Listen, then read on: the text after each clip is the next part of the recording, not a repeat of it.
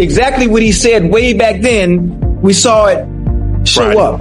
The fact that he's not getting first-team reps with the ones and the twos. Viewed that Stefanski did not pick Shedeur Sanders.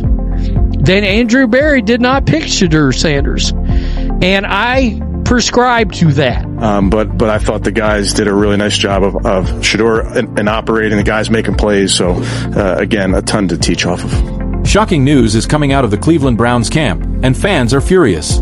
Kevin Stefanski is once again under fire, this time over how he's handling Shedeur Sanders. Even after the young quarterback's strong showing against the Panthers, Stefanski reportedly still isn't convinced, putting him fourth on the depth chart behind players like Kenny Pickett and Dillon Gabriel. And it doesn't stop there.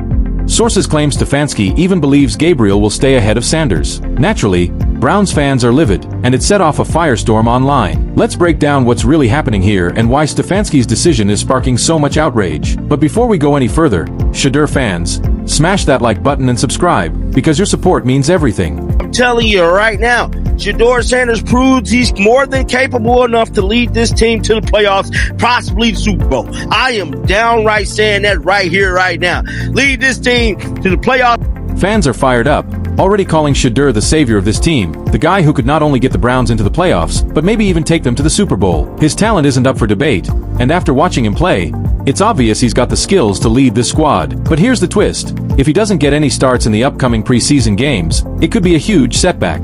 Shedeur has already proven what he can do when he starts, and if Stefanski keeps him stuck on the sidelines, it could be a wasted chance to build something special. The pressure is building fast, and fans are making their frustrations loud and clear. Still, reports say Stefanski has little faith in Shedeur heading into these games. Even with all the hype and undeniable potential he's shown, Stefanski remains unconvinced that Sanders will succeed if given the shot. So what does this mean for Shedeur and the Browns going forward? If Stefanski doesn't trust his ability to lead, it could throw Shedeur's future in Cleveland into serious question. But let's be honest, Shedeur Sanders is on a completely different level than Dillon Gabriel. Gabriel has been nothing more than a product of overhype. And honestly, it's baffling why he's even in the conversation over Shedeur. Gabriel was handed every chance to prove himself, especially when Shedeur sat out during training sessions. And what did he do with that shot? He went 11, 4, 22. That's a 50% completion rate with zero pressure from Shedeur.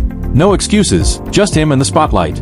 And he still came up short. Now seriously, how can anyone make the case that Gabriel is the guy to lead this team? How can you put your trust in someone that inconsistent when you've got Shedeur Sanders in the building, fully healthy, fully locked in, and delivering on every single snap? And if you think this was just one bad day for Dillon Gabriel, think again. This isn't a fluke. This is Gabriel's norm. Look back at day 8 of camp, easily his worst showing yet. Out of 14 reps, he completed only 3 passes. Now here's the jaw-dropper. He missed the mark on 11 throws. 11. That's not rust, and it's not nerves. That's a straight-up pattern. From the first snap, the defense read Gabriel like an open playbook, and he had no answers. The rhythm, the awareness, the accuracy, they just weren't there. As he kept spiraling, the gap between him and Shedeur Sanders became painfully obvious. Shedeur is ready to take the reins, while Gabriel is stuck in a loop of failure. As Gabriel kept struggling, the gap between him and Shedeur Sanders became impossible to ignore. More and more football analysts are saying Dillon Gabriel will never be the Browns' starting quarterback. He simply doesn't have the tools to lead a team at this level. Yet somehow, Browns management keeps pushing him as a possible starter, and that raises serious red flags. It's hard to make sense of this kind of decision when so many in the football world see it differently. So let's break down what the top sports journalists are saying about Gabriel's future, and whether he's truly capable of leading this team. I can't imagine there's many people that think Dillon Gabriel's a better quarterback than Shedeur Sanders. I don't care where they were drafted. And if the Browns are the one team that thinks that, then I'm going to suspect it's not true. They don't know what they're doing. I've been on every quarterback evaluation for 30 years. Right. I never root against anybody. Yeah. But I'd be surprised if Dillon Gabriel's ever a legitimate starting quarterback for the Cleveland Browns. And with new reports saying Shedeur is being pushed aside yet again, Shannon Sharpe didn't hold back. He went straight at Browns head coach Kevin Stefanski, accusing him of running an agenda against Shedeur Sanders for reasons that just don't make sense. Sharpe called out the fact that while Stefanski harps on what Shedeur supposedly can't do, he completely overlooks what Shedeur actually delivers on the field. In Sharpe's view, this whole mess boils down to pure coaching bias. He even hinted that there might be pressure from higher-ups in the organization steering Stefanski's decisions. But you're telling me what he can't do. Like my coach just said in college, but hey, find something that he can do. See, you keep telling me what Shedeur can't do. Well, your job as a coach is to put players in position and find something that they can do. And Shannon Sharpe is absolutely right. In his press conference, Kevin Stefanski zeroed in only on what needs fixing, completely ignoring any of Shedeur Sanders' strengths or potential.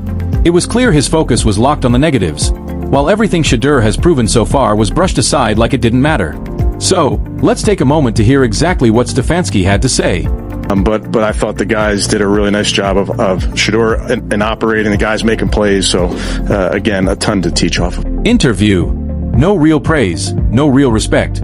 Just a throwaway comment from Stefanski saying Shedeur was good, only to immediately undercut it by claiming there's still a lot to work on. Seriously, coach, how do you deny a rookie any first-team reps and still refuse to acknowledge an explosive debut performance? Akasinko then jumped in, asking, how can Stefanski even say Shedeur can't do this? The whole world has seen what he can do. And he didn't stop there. Akasinko reminded everyone this wasn't the first time Shedeur had been doubted. He's been proving himself since his college days, starting back at Jackson State. He made it clear Shedeur has risen to every challenge thrown at him. So the real question is, why are people still refusing to give him the credit he's earned? Akasinko wasn't done. He doubled down, pointing out Shedeur had already proven himself on the NFL stage while playing with third and fourth-string teammates. He stressed that Shedeur hasn't even taken reps with the first or second team yet still managed to shine. And he hammered the point home. If Shedeur can do that without proper resources and support, imagine what he could do with them. I'll say no more. Again, say no more. So you're not doing him justice in practice, but still showed up in the game and looked the par and looked like that. What does that say? The backlash against Stefanski is completely deserved.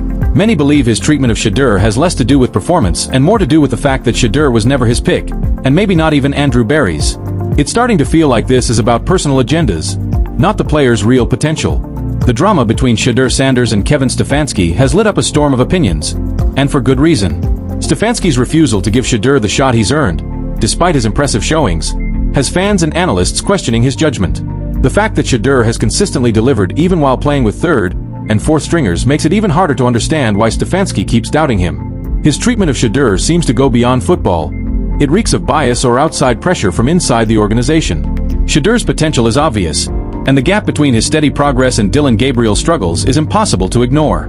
As voices like Shannon Sharpe and Akasinko have said, Shedeur has the talent to lead this team, and failing to see that could cost the Browns big. The growing belief is that Shedeur is ready to take the reins. Yet Stefanski's hesitation raises serious doubts about whether he can make the right calls for the team's future. With preseason approaching, the Browns are at a turning point. It's time for the organization to acknowledge Shedeur's value and let him prove he's the future of this franchise. This story is far from over, and every snap could change everything. So stay locked in, hit that like button, subscribe, and turn on notifications so you don't miss a single update on Shedeur Sanders and the Browns.